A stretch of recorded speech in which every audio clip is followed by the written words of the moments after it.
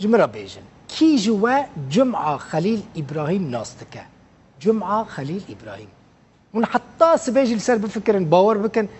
يك جوا نزاني أو كيا زيدا سري خلنا يشينن ليه أجر ورا قوتن باوي طيار هني بيجن أها از ناستكن يعني هن حمو باوي طيار ناستكن ليك جواجي جمعة ناس ناكين وين نزك بلكي ناس بكن ناوي باوي طيارة ناوي جناويجي عيشوية لدمكو و دلالي دكا جرد بيجا عيشوكي نعب سراوية راستينا لد شانو دا تياترو دا رولا جنا ويدليزا وفهم كر از بحثا كي دكم بحثا ريزا فيلمين كوميدي جواكي دكم فيلمين باوي طيار بله باوي طيار میوانه منه ناونه الاستوديو بمینن اونوی ناس ناکن باور بکه اف کامیراتی 10 شاهد تماشاوان نویجا 10 شاهد جمره لازم کل وی دریبن ببیجن ابو باوی طیاره نه باور بکه استناس ناکم کت باوی طیاری بخیر هاتی کیف خوش بون دما که دریجان پیتا دگرن حتی کل داوی ما تیرو الهولین گرتی ونجي بخير هاتن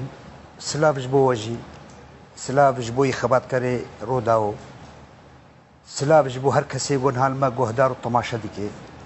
سلاف جبوی نابنده سردمیا چند هنری سلاف جبوی گروبا ما گروبا شهید عثمان یا گود هات ناس کردن به باوی طیار گریدای نابنده سردم سلاف جبو هر کسی وام بجنا خور بر حمیات طویل سرچاوی بخیراتی اگر در هنر بکاره به هنک دبر هنک فیلمین باوی طیار نشان بده گلکی باش تبه بله باوی طیار تشکی خازم بیجم تنا چت کی براستی دمکی تا دوی که وکرا بحثات تذکرن گوتنی تا باوی طیار اف گوتو باوی طیار و ها گوتو باوی طیار وی داره یعنی شرکتان رکلامی تکرن و گلک پاپولر بوی گلکی مشهور بوی يعني خلكل صارت الشر ذكر دمك وانداي لكدري جيبن يعني جين هازلي قامش لو نا نجيت ازون بالقامشلي كاريتا كاري من ما مست البخيمتي دمك يا مسلي ما يروج ابو يري قوتي دركتن او شري قولي دركت راسي دالي هر تشتي هات سكنادن ام خوجي يعني ما سكناند وي فتري صاغلي ابدمك ازنها خباطي دكم فيلمك نها ما تشيكريا جروبا شهيد وصنيا بابي طيار بابي طيار وطيارو لشكري كوميديا تي فيلمي ولي شعبان هابون لباكو بلي كمال سناي مصري هابي كمال سناي ما جينها فيلمي كيولو ساعتك دور 10 دقائق خبتني ان شاء الله نزيك هون الكدري بكشين فيلمي مكشان يا ما خلاص كده مونتاجاي هنا كي مال اليه دنگ ما دنگ ما ان شاء الله بلكي بهي بدايه بلا باش قالك باشا انت تشوي اوروبا جي از 10007 شمر شوي تلملت ور تياتر جمهور تشيكرو قالك راح نكر مديت هناك تشتيتها السويد من شو من المانيا بلجيكا دنمارك هولندا باكورجي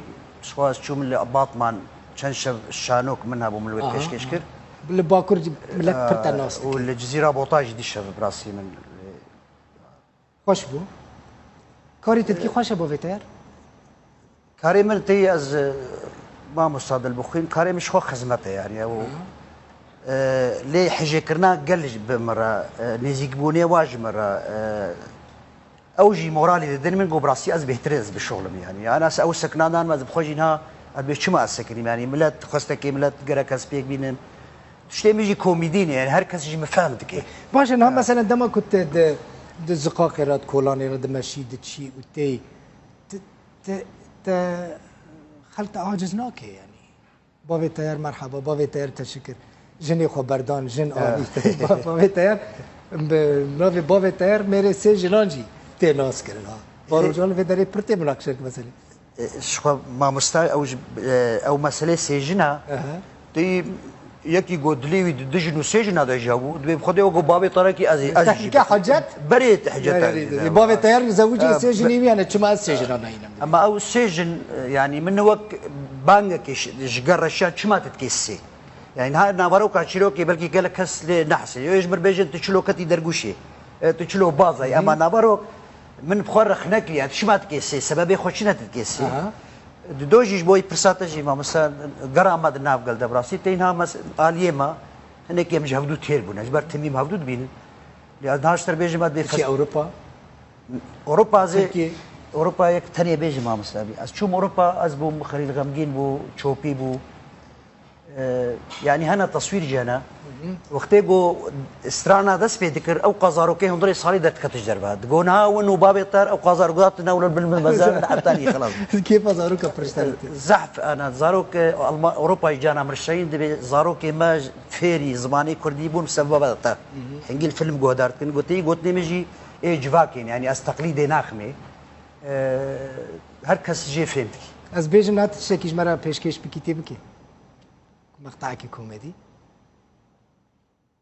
لا وقتي جو نجوي نا نجبو جو يعني جو نجوي جرجا عقالة تابع جرجا كراس تابع جرجا جمداني جريداي با قايش تابع جرجا عشوكي هبه طيار هبه يعني جرجا تيم اكيد حاضر به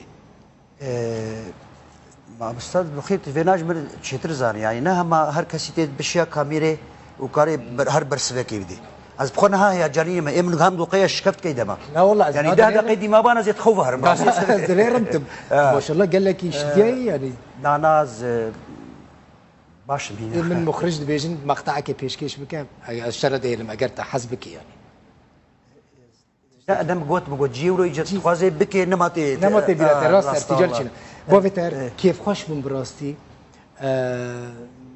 سرکفتنی خواهد مشترا و هیچی کم تم با تیاری بری اندوین نجی خورتر زور سپارس بوی میگونه سپاس بوجی ازی گلی که ممنون هاتنا من جوی تلویزیون رو داو سلابی مدی سجبو هنا سلابی من